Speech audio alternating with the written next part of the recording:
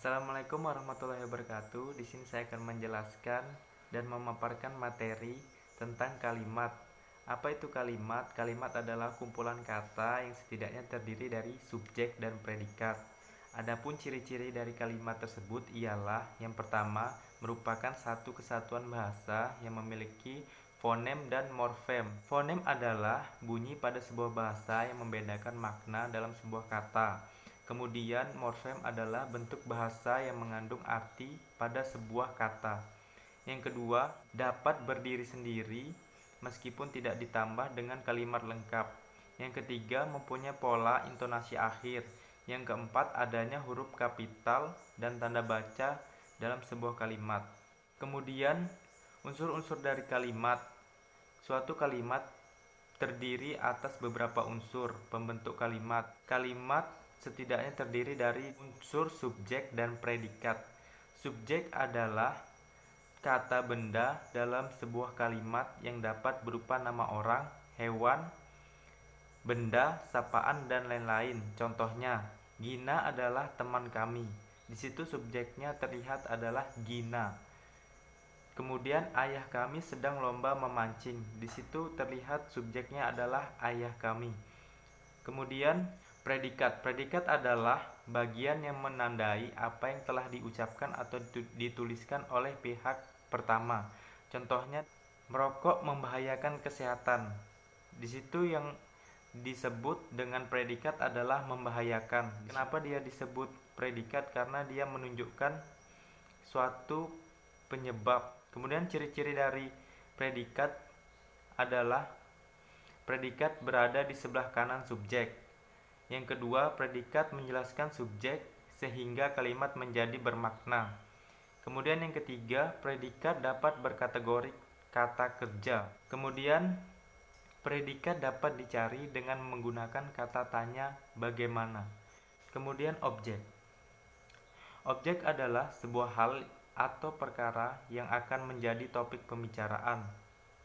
Kemudian ada ciri-ciri objek adalah objek berada di samping kanan predikat.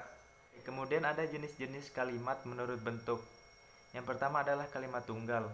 Kalimat tunggal adalah kalimat yang memiliki satu klausa. Contohnya, ayah sedang tidur. Kemudian ibu sedang memasak. Itu tadi contoh dari kalimat tunggal. Kemudian ada kalimat majemuk. Kalimat majemuk adalah kalimat yang memiliki lebih dari satu klausa. Adapun contoh dari kalimat majemuk ialah ayah dan ibu sedang memasak soto Banjar. Kemudian kalimat majemuk setara. Kalimat majemuk setara adalah kalimat yang memiliki tingkat klausa yang sama atau sederajat.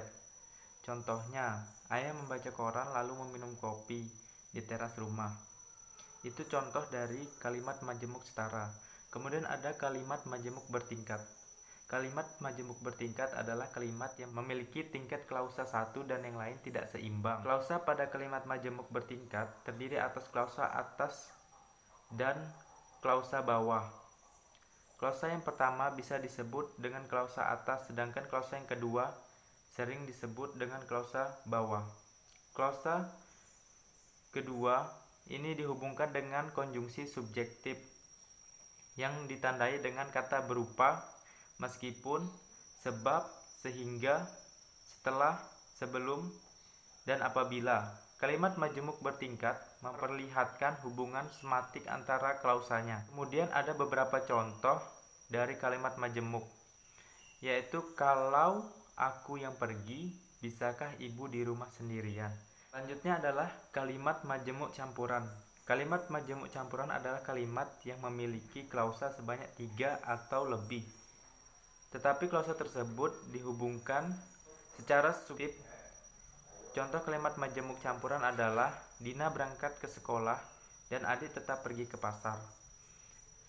Meskipun panas, siang hari ini semakin terik. Kemudian jenis-jenis kalimat aktif dan pasif. Oke, segitu saja pemaparan materi dari saya.